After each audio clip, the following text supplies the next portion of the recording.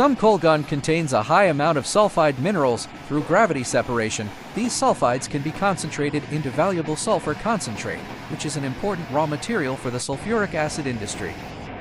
This is a colgan processing plant in Zunyi, Guizhou, designed to handle 100 tons per hour. The main equipment includes a crusher, 4 LTC jig machines, 6 dewatering screens, a thickener, and a filter press. Let's walk through the site. On the upper platform is the crushing area. The colgan is first crushed and sent to a storage bin, then conveyed down to the separation area. Here, the LTC jig machine separates sulfide minerals from the waste gun.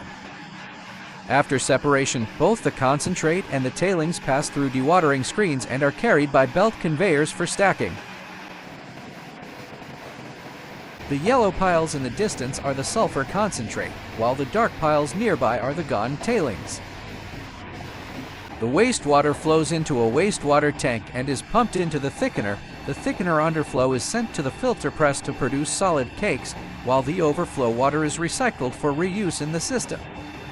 The jig machines enrich sulfide minerals in the colgan into sulfur concentrate, with a sulfur content of about 45%.